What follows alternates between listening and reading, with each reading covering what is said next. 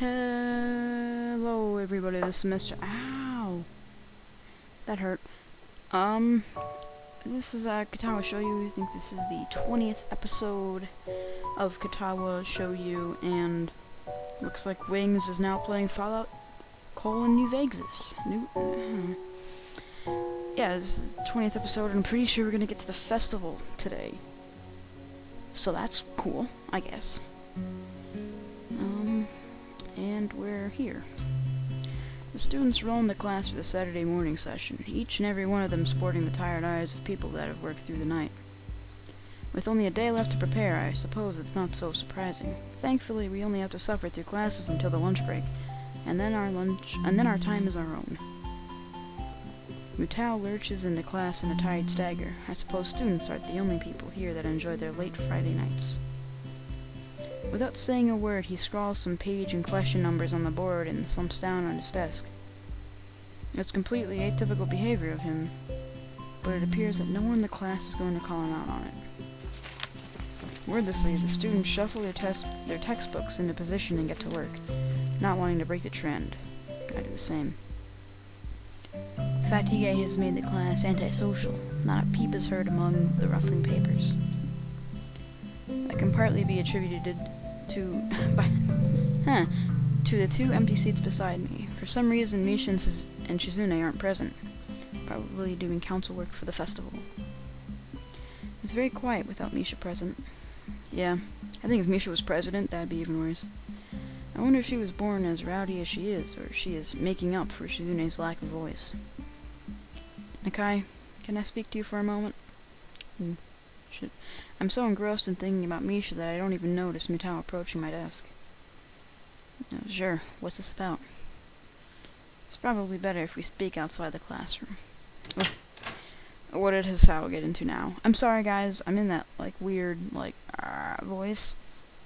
Because it's 1:15 in the morning. I should probably get some sleep, but I won't. Because I'm stupid and I still have to edit this afterwards. It's going up. Probably around 3. No. Yeah, maybe. Wait. Something about this doesn't sound too good, but I stand up and follow him out into the hallway. Try to be extra projective, just for you guys. Mutao stands in the hallway, scratching his head as he works out what he is trying to say. Not knowing what is going on, I wait silently. What the hell is he talking about? I don't think we did anything bad, did we? So tell me, how are things? Things? I expected Mutao to be a little vague, but this Can I just restart that? I expected Mutao to be a little vague, but this is pushing the limits. You know, things. You've had a week to settle in now, so how are things? Yeah, fine, I guess. I see, and how is your condition? The pause before conditions seemed a little unnecessary. I haven't had any problems so far. A brief shimmer of relief passes over Mutao's face. Good, that's good. The school nurse was a little concerned that you might have been pushing yourself a bit too hard. He asked me to keep an eye on you when he couldn't. Oh, sorry, I had a burp. That makes sense. I'd ask that you don't blow us off so freely. As much as we try to give you the level of education that you would get at a normal school, you have to realize that you have limits. Our goal is to make sure that you know where those limits are, and how to maximize your potential within them. Do you follow me? I guess, I mean, I don't plan on doing anything stupid. Well, that's a start, I guess. So then, on to my next question. How are you finding your studies? I understand you were laid up for a while. We're not too far ahead, are we? I don't really think... This is, psychological, because I'm probably overthinking this because I'm tired. But, why is Mutao doing this? I don't know. I don't really think so. I tried to keep up when I was in the hospital, so it hasn't been too hard. Mutao taps his chin and raises an eyebrow as he absorbs this information. Is that so? I suppose there are still students out there that realize the importance of learning. Ooh, I wouldn't go that far. I was only trying to keep myself occupied in a little life support prison. Well, yeah, you gotta keep up with these things, right? Good job, Hisao. You're telling them that you... Like Katy Perry? I don't know. That's exactly it. One wrong move in this world and you're left behind, right? More like left. Like you're right behind, left. No, you're wrong. I get it, cause... right. I wouldn't want that to happen. No, you wouldn't. Every week there's a scientific discovery. Most of them mean nothing to the layperson, but any one of them could be the key to the next big thing. I'll keep that in mind. It's obvious that Mutao's serious talk is over, and he's gone back to his standard, slightly scatterbrained approach to life. I think in hindsight that I prefer him this way. He's slightly more predictable in his unpredictability. Well then, I think that's all I really had to say. Let's get back inside, shall we? My relief at that suggestion is insurmountable. Sure, you're the boss, right? Mutao poses for a moment. I don't think any of my students have ever said that to me before. For an instant, I consider replying to this, but something deep within me tells me to shut my mouth and get back into the classroom. A few of the students jump at the sound of the door, rapidly trying to pretend that they were working on the questions on the board. Some don't even bother, their heads slumped at the desk as they nap. Thankfully, it would appear that Mutao doesn't even notice them. He returns to his desk and retrieves a scientific journal from one of the drawers. I guess I got him there. The class returns to the near silence that Mutao and I had left it before our chat. Mixed feelings of tiredness and anticipation buzz around the room. Everyone here is either waiting for a chance to rest or the chance to get their last-minute preparations underway. The clock on the wall slowly ticks the remaining class time away until finally the bells cry out, ending the torment. Before you all leave, I expect the answers for those problems by Monday. The class sighs as one, instantly regretting slacking off, but still acutely aware of the more pressing issues at hand. The classroom empties in a blink as everyone rushes to their last-minute festival preparations. I stay behind and try to quickly finish the questions so I don't have to bother with it over the rest of the weekend, with the festival and all tomorrow. Hey, Hanako. Apart from me, Hanako is the only one left, obviously waiting for Lily. It's weird that Lily comes all the way to our classroom to pick her up. I expect that moving around is at least nominally harder for her than it is for Hanako. It's none of my business, and I naturally don't ask about it from Hanako.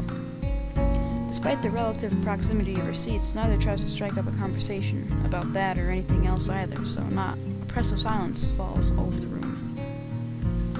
Time passes in silence. It's probably just 15 minutes or so, but it feels longer. I turn pages of my notebook. Hanako turns pages of the novel she's reading. My pencil led splinters against the paper just when I was about to finish a paragraph. The sound of my irritated sigh and subsequent fumbling around for a sharpener feel like they're breaking the mood in the classroom. Hanako keeps her eyes firmly away from my direction. Before long, Lily's tall figure appears in the doorway. Hanako? Her name is all it takes to make Hanako jump up from her desk and run to Lily. They talk quietly for a moment, but it isn't long before Lily leaves down the hall and Hanako idles back into the classroom, taking her seat once again. I watch Hanako out of the corner of my eye out of sheer curiosity at the idea that the two would be separated. For a couple of minutes she does nothing but sit with her chin in her hand, staring at the desk dejectedly. The boredom evidently becomes too much for her thought, her slender frame reaching into her bag and pulling out a small book. Come to think of it, that isn't the one I saw her reading at the library. She must be quite a fast reader to get through them at this rate. But why would Lily leave her to her own devices? It seems to be quite out of the ordinary, going to Hanako's reaction. Ah, that's right. I think Lily mentioned something about going to town today before Rin bumped into us. Looked outside. The thought of that walk makes me look outside. The bright sun and occasional people wandering around and enjoying the afternoon makes me yearn to get out of school, or at least do something other than sit here. Giving in to one of my worst vices, procrastination, I decide that history is a subject best studied on a Sunday, or a Monday, or any day other than this one. I give a grunt as I lever myself out of my seat, briefly debating with myself whether or not to hang out with Kenji. Why is that even a debate? He doesn't strike me as the enjoying the nice weather outside with others kind of person, really. I guess I'll catch up with him later. Changing tacks. What? You got like a push board right there, you know, like, oh, these tacks are broke, gotta, like, replace them or something. I briefly entertained the idea of talking with Hanako, but by the time I look at her seat, it's vacant. She must have left for the library. There's gotta be something that I can do to kill the time. Go for a walk into town or go to the library. Well, gar darn shuck it, I don't know what to do.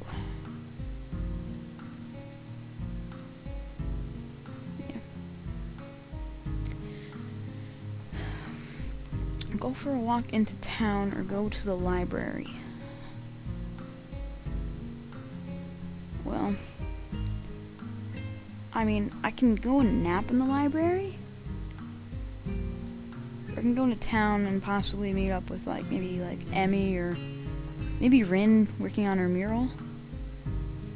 I don't really know where her mural is though. Maybe even Shizune, we haven't seen them in God knows how long, so yeah, I'll take a walk into town because I know going to the library will definitely get me to Hanako. Following Hanako to the library seems a bit intrusive. There's a reason she left the classroom after all. That's another reason. And that aside, I do want to catch up with Lily. At the very least, I'd like to thank her for looking out for me despite her other obvious taxing duties. I guess I'll walk around town. With any luck, I should be able to find Lily. The exercise will do me good as well. Oh yeah, that's also a really good idea. I'm stupid, I'm not good at thinking. It's 1:24. Walking through the school courtyard to the gate, I give a small nod to a couple of passing classmates, the gesture being returned in kind. Even from here, the shouts of the sports club members can be heard. From the sheer volume of the din, the track must be packed right now. I remember what Lily said yesterday about being dropped right in the middle of a busy time for the school. While I'm trying to get my bearings and catch up on study that I've missed, everyone else is doing normal school activities. The feeling of being a foreigner still hasn't dissipated, at least not yet. Well, I guess not everything's bad. This is a private school, and that much is easily noticed when walking around outside. Not only are the school grounds huge, but the buildings themselves are immaculate and quite divorced from the dime a dozen concrete blocks of public schools. There's also the fact that there's a much stronger feeling of community here, or at least a friendlier atmosphere. At my old school, it was generally accepted that people would keep to their little clique and be done with it. Eventually, I reach the gate and begin to walk down the road and into town. It's the pompous gate. Can I just the pompous gate.